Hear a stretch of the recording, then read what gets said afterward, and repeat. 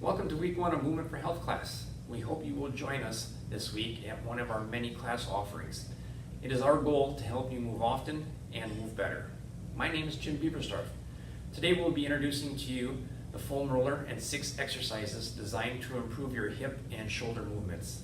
Pieces of equipment that you'll need for today's workout include the foam roller, the red RBT band, and a floor mat. We will begin today's workout by utilizing the foam roller to help massage the muscles of the lower and upper extremity. Liz is going to be our model today. We're going to begin by working on the muscles of the lower extremity. We're going to begin with the hamstring muscle. So, a couple keys here as you're doing these. We want you to spend 1 to 2 minutes on each of the different muscle groups that we're working on. When you're working on the hamstring, first thing is you've got to have your hands positioned behind you, your wrists in a comfortable position. Make sure that you keep your shoulders down and back so you're working on good posture. You don't want to injure the shoulder as we're working on the hamstring. Our goal as you're doing this exercise is to slowly roll from the base of the gluteal muscle, the back pocket of your pants, down towards the back of the knee. But from a safety standpoint, we want to make sure that you do not roll on the back of the knee. So many times I tell a client to take their hand and put their hand on the back of their knee. And you don't want to roll on that particular area for safety measures, okay? From there, as you roll up and down, you may roll the leg inside, you may roll the leg slightly to the outside. You're looking to find the knots in the muscle tissue. Liz is going to go ahead and switch to the opposite side, and we're going to spend a minute on this muscle as well. So again, as Liz is rolling up and down from the crease of the glute muscle to the back of the knee, again, she's rolling the leg to the outside and the inside, trying to find where there's a sore spot. Once you find that sore spot, you want to concentrate your time right there on that spot and just gently massage that area out, okay? Now, if this gets to be too hard on your shoulders, okay, you can drop your hips down onto the ground if you want and just stay right on that one particular spot. For those of you that are strong enough, you can cross one leg over the top of the other, pick your hips up the ground, and that will put more body weight onto the roller, allowing the foam roller to dig deeper into the muscle itself. From here again, our goal is to continue 1 to 2 minutes on each of these muscle groups, and we're going to transition next into our quad muscle. So Liz is going to go ahead and roll over onto her front side. She's going to assume a basic plank position where she's down on her elbows and her forearms. From there, she's going to gently roll up and down from the top of her hip all the way down to about 2 inches above the kneecap. The concepts for the foam roller remain pretty much the same as you were using when you were doing the hamstrings. We want to slowly roll up and down the muscle. We want to slowly roll the leg inside and outside. For many of us, you may have already noticed that the quad is sometimes more uncomfortable, and that is okay. You want to just work through it the best that you can. It's going to take a couple of sessions, sometimes a couple of weeks to get used to this on the quad. You're not hurting yourself if this is very, very uncomfortable. Again, our goal is to go 1 to 2 minutes, but you do not have to go for that full time frame. Start off at 20, 30 if you need to, and as you get more comfortable, you'll be able to extend the time that you work out on this quad. At this point, we're going to have Liz transition over to the opposite side. So again, just to review as we're going through, you want to again start off at the upper hip position. You want to slowly roll down the front of the thigh, down towards that kneecap. Again, make sure you stay at least 2 to 3 inches away from that kneecap. And again, you can roll more on the outside and more to the inside of that thigh. Some of us want to make this exercise a little bit more intense. And to make this exercise more intense, what you do is you take your opposite leg and you cross it over on top of the leg that you're rolling on, thereby putting more body weight into the foam roller itself, okay? You can always try it, and if it's too intense, just go back to the first way that Liz and I showed you during the first part of this video, okay? At this point, you want to finish up your 1 to 2 minutes again. At any point, if you feel like you want to pause the video to spend a little bit more time on this muscle, you're welcome to. The third muscle that we're going to move into with regards to our lower extremity is the calf muscle.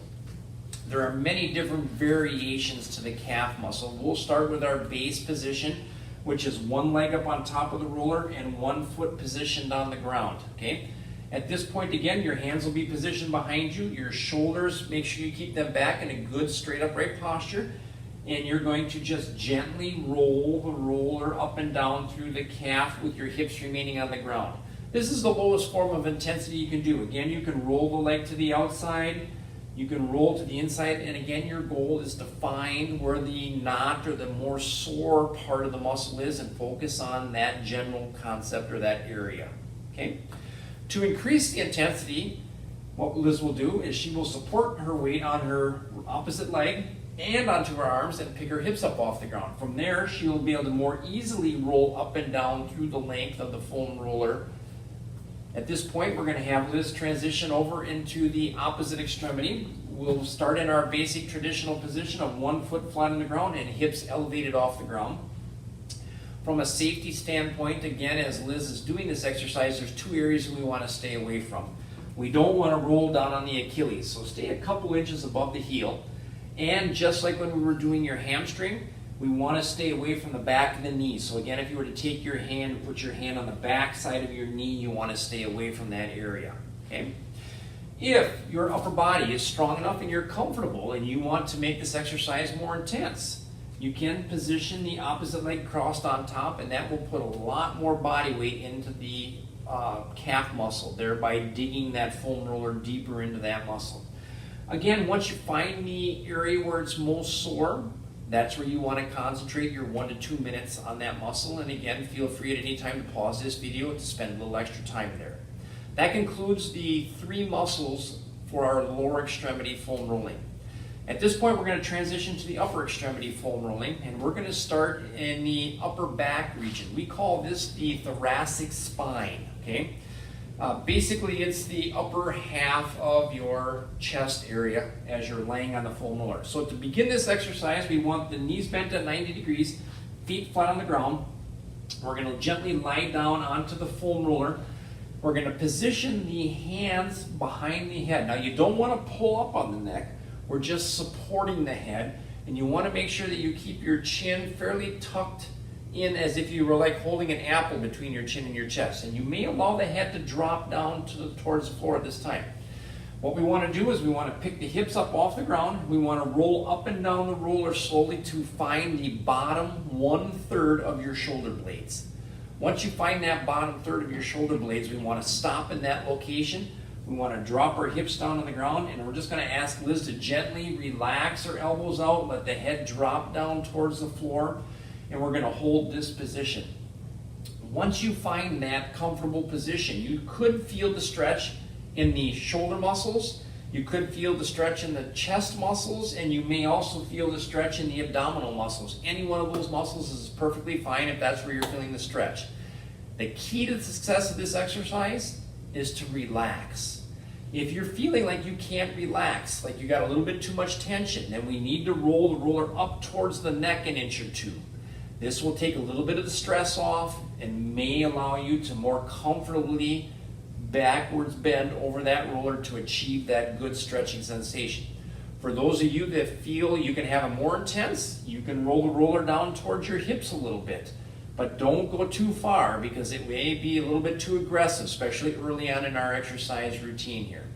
And that is 2 minutes on your thoracic spine area.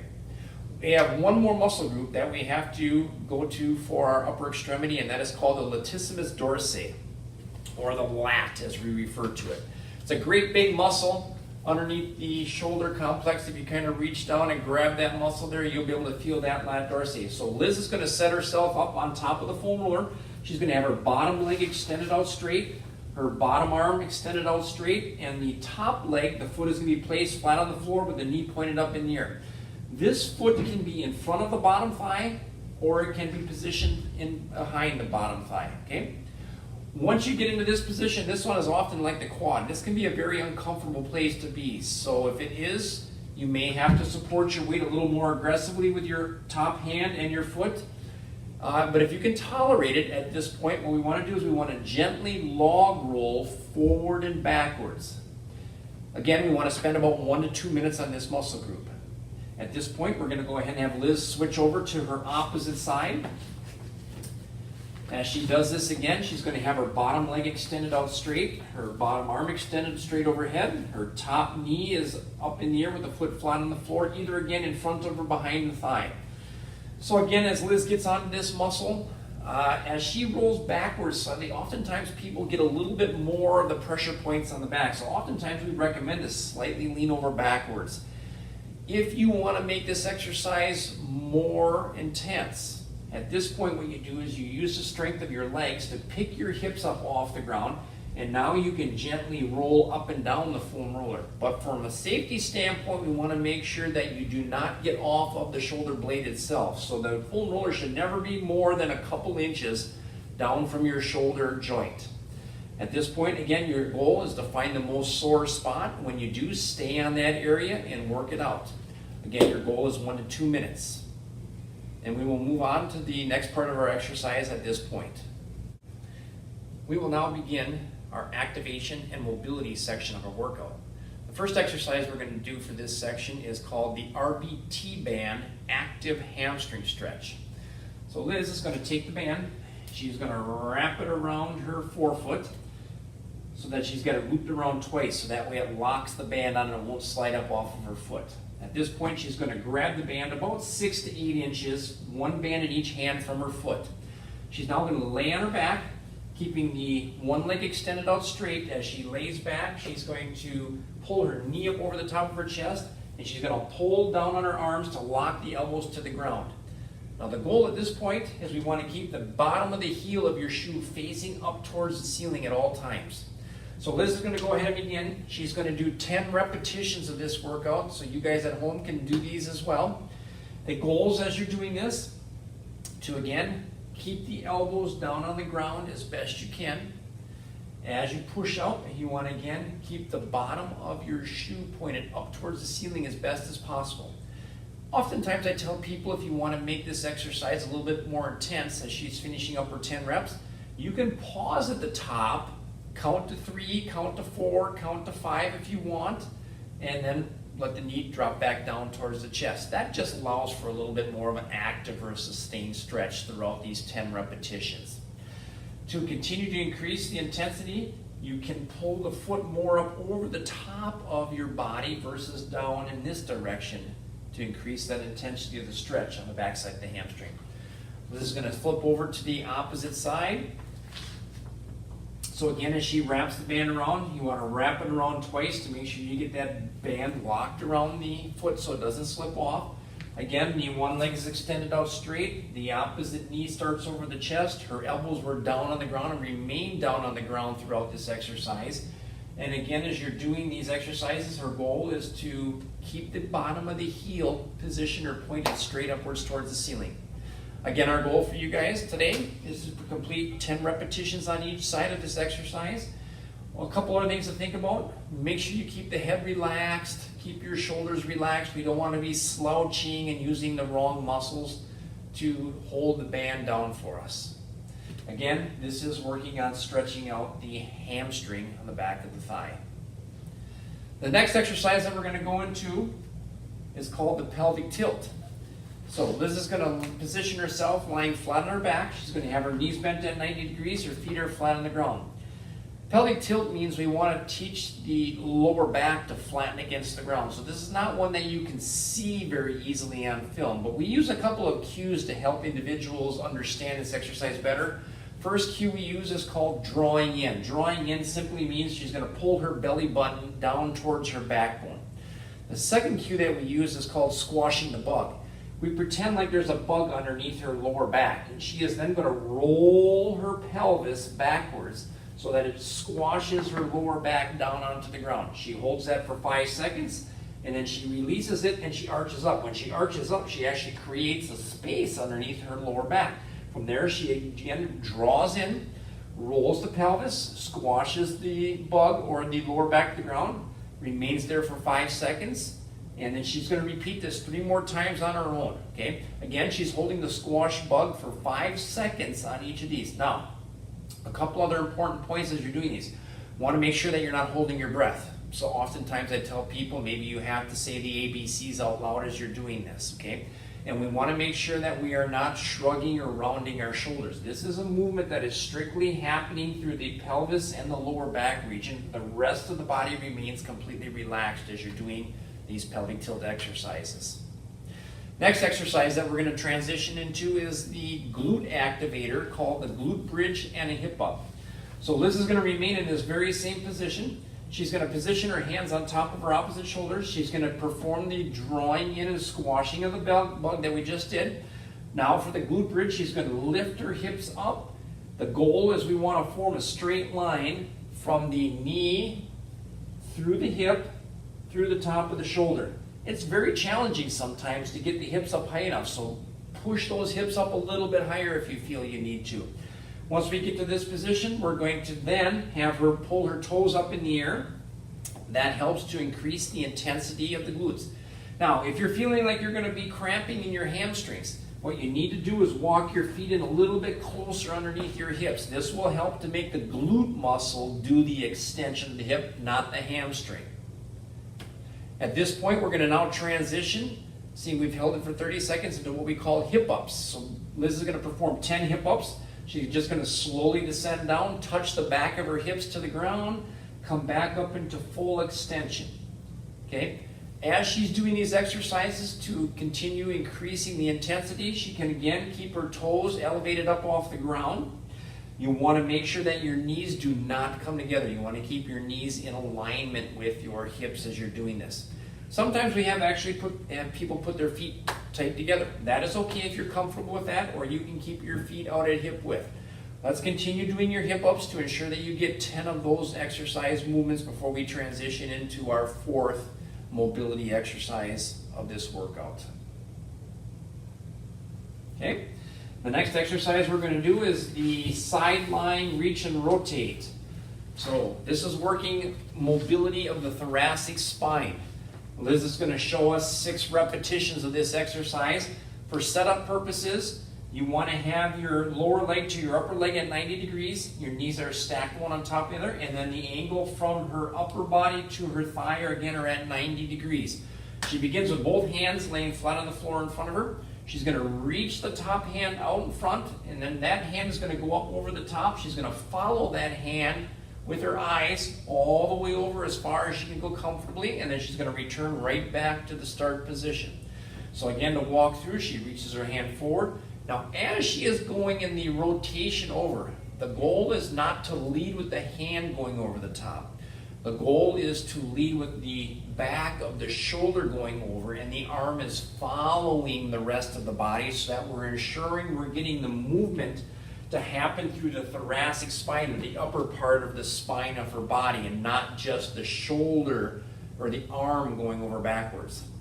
This again is called sideline reach and rotate, and the last thing you probably notice is her head is relaxed down on the floor. If you feel like that's uncomfortable for you, you can always place a small pillow underneath your head to give you a little bit of neck support. At this point, Liz is going to flip over onto the opposite side, and she's going to give us 6 repetitions from the other side. So again, you can see she's nice and flat through her spine. Her hips are at 90 degrees. Her knees are at 90 degrees. And she is then performing the exact same movement again, with leading with the hand reaching out. Again, her eyes are following her hand at all times. So that way we're ensuring we're getting good neck rotation in addition to the rotation of her upper back and her spine. As you can see, her goal, your goal, is to get the back of your shoulder within 1 fist width of the ground. And we'll demonstrate it on this one. So as she rolls over, you can see she is getting the back of her shoulder closer than 1 fist width of the ground. That means she has pretty good thoracic spine mobility. Excellent. The last exercise that we're going to do in this mobility section is called the incline-decline overhead toe touch. So for this, we're going to take the mat, and we're going to roll the mat up so that it's about 4 thicknesses. From there, Liz is going to go ahead and she's going to position her toes up on top of the mat. We're going to bring her feet side by side, tight together. Her hands are going to go straight up in the air over the top of her head. The goal here is to keep the knees locked straight. She's going to begin this exercise with her hips moving backwards, which is going to bring her shoulders and her hands down as close to her toes as she can. And she is going to go back up. As she's doing these 8 repetitions, Again, her goals are to keep her knees straight, to push or begin the exercise with the hips going backwards, which will in turn bring her upper body down to her feet. You could be feeling a stretch anywhere in the back of the leg. She's going to turn sideways just to give you a different view to this. So again, the feet are side by side, tight together. You'll see that her knees are remaining perfectly straight throughout this exercise, and the movement is really happening through the hinging at her hips. Okay? From there, she's just bringing her hand and her head down to her toes. They're as far down as you can reach. Your goal is to ultimately get your fingertips to the ground. Now that we've completed the incline overhead toe touch, we're going to do what's called the decline overhead toe touch. So she's going to position her heels up on top of the mat. Again, her feet will be positioned side by side, tight together. The goal is for this to keep her knees locked straight. Again, you begin the movement with the hips going back, and she is bringing the upper body and her hands down towards her feet. So we will demonstrate 4 of these movements from a front view, and then we're going to turn sideways to give you additional 4 repetitions. Again, if you feel like you want to pause the video to do a couple of extra of these exercises, you are welcome to. This is a fantastic exercise, again, for improving the mobility of the hip joint. It's one that can be simply done at your workstation even. So if you've got a couple extra minutes to stand up during the day, you're getting a little stiff in the hips from working, sitting all day at your job, go ahead and stand it up. Pound out 3 or 4 of these from each, the heels incline and toes incline, and it's a great way to help keep your hips moving better. And that concludes this section of today's workout. Next exercise that we're going to do for today's workout is the kneeling hip flexor stretch. So what you do is you're going to position yourself kneeling down on your left knee on a nice soft object to protect your knee. The opposite leg is extended out in front of the body. You want to make sure that your knee is vertically positioned over the top of your heel and that your foot is positioned straight ahead. If you get your foot too narrow in relationship to the other knee, you may not feel very steady or stable. So you can widen this leg out as far as you need to get good and comfortable. From here, what we're going to do, stay straight and tall. Abs are going to be drawn in tight. Glutes are squeezed tight to give us good stability. From there, Liz is going to position her hands on top of the opposite shoulders, and we're going to go through what's called 3-dimensional upper body movement patterns. We're going to do 6 repetitions on each of these exercise movements.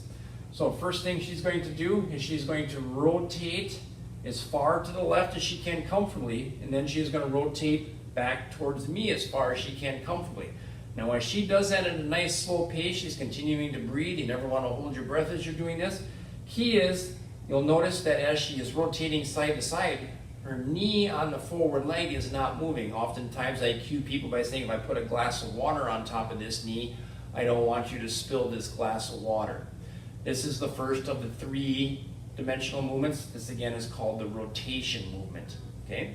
From here, she's going to keep her hands on her shoulders, and she's going to do a simple side bend. So she's maintaining steadiness basically from the hips down. Again, the front knee is not moving, and she is just simply side bending to each side 6 times. Again, as she's doing this, she's maintaining her abs drawn in tight, her glutes are squeezed, because not only are we working on stretching the front of this left thigh, but we're also working on balance. So it's a great exercise to get 2 different exercises completed at once. Once she's finished with this 6 side bends side to side, we got to do the 3rd-dimensional movement. She's going to have the arms down at her side, and she's simply going to extend her arms all the way straight up overhead and back down. As her arms go up overhead, you may notice that the stretch gets more intense in the thigh.